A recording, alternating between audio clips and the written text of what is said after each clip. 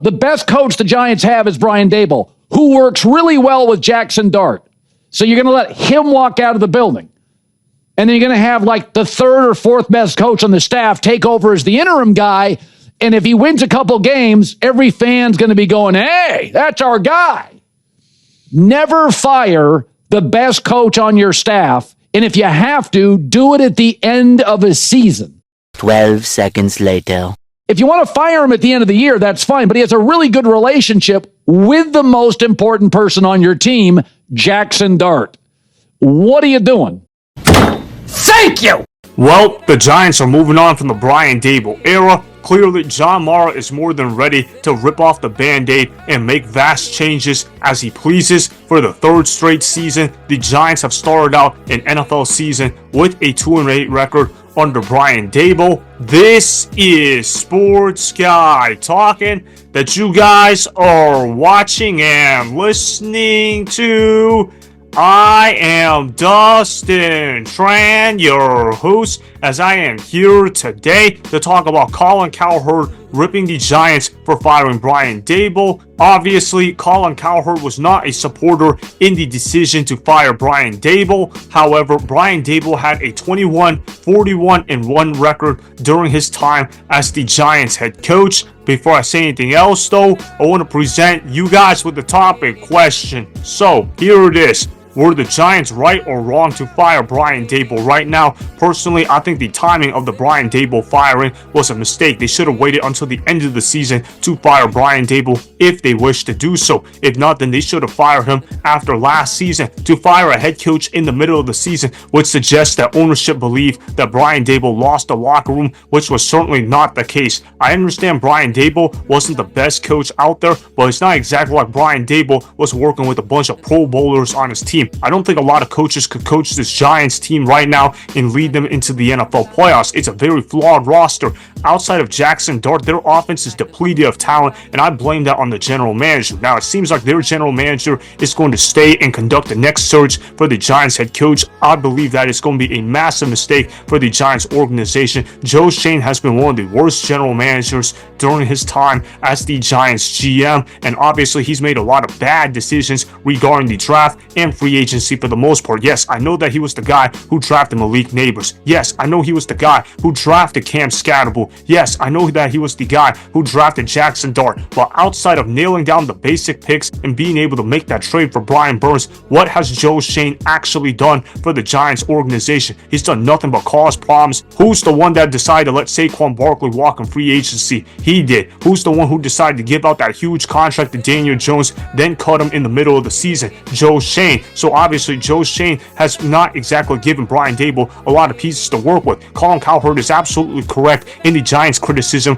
regarding the decision to fire Brian Daboll. The guy did a pretty good job developing Jaxson Dart into becoming one of the better young quarterbacks in the NFL. I know that Jaxson Dart has his flaws. I understand Jaxson Dart has a tendency to hold on to the ball forever, but Jaxson Dart plays with a lot of heart. And if you're a player, you have to absolutely respect that about Jaxson Dart, because he's willing to put his body on the line each and every game. In a way, you could say that Jaxson Dart embodies the personality of Giants head coach Brian Daboll. Brian Daboll has been known for being tough, demanding, and passionate about the game of football. Guess what? Jaxson Dart is built the same way too. And what's the most important thing for a young quarterback? The relationship between the head coach and young quarterback. You got to pair those things together. It works like peanut butter and jelly. And the New York Giants seem to obviously not realize that, hey, Jaxson Dart actually needs development if he is going to succeed at the NFL level in the long term. Firing Brian Daboll just reeks of an owner being absolutely angry with the results of the Giants in the past 3 years. Yes, I know Brian Daboll hasn't put out good results. Yes, I understand that his win-loss record is not good whatsoever, but do you really think that a lot of coaches could take this Giants squad to the NFL playoffs right now? Because I certainly don't. I also want to show you guys this clip of Dan Orlovsky trashing the Giants for choosing to fire Brian Daboll after 10 games into the season. He talks about how this is a mistake on their organization and how this is going to hurt Jaxson Dart's development more so than help it. I completely agree with what Dan Orlovsky had to say. Roll the film. I'm of the belief this is a mistake by the New York Giants. It was clear that the quarterback and head coach had something going together, at least his production, performance, and hope. The fourth quarter leads are obviously something that you're sitting there and, killing yourself over. This team lost its best player. And then they lost probably their second or third best, certainly offensive weapon in Skattebo. The fact that they had built these leads should warrant something.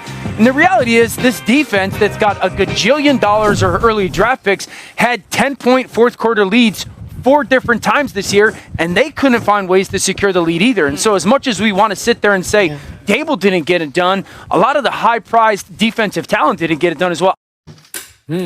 Yup, this is certainly a mistake that could haunt the Giants for years to come. The New York Giants better hope that their next head coach is the next Vince Lombardi in the making, because if the Giants don't hire anything short of an elite head coach, this is going to be a team that will continue to not be developed and continue being one of the worst ran organizations in all of football. Remember, the New York Giants have only made the NFL playoffs twice after winning Super Bowl 46. The last time the New York Giants won a Super Bowl, I was in elementary school, so that's a long time ago. The New York Giants haven't really done much of anything in recent memory. John Mara continues firing coaches all the time. It's not going to really do anything for them moving forward. All these people keep wanting to blame Brian Daboll for blowing those leads as the Giants head coach, but it's not his fault if the players keep screwing up, and it's not Brian Daboll's fault if the players decide to get tired and basically give up big plays on their own in the fourth quarter. There's only so much great coaches can do to hold the players' hand, and obviously the Giants don't have that great of a roster to begin with. The fact that the Giants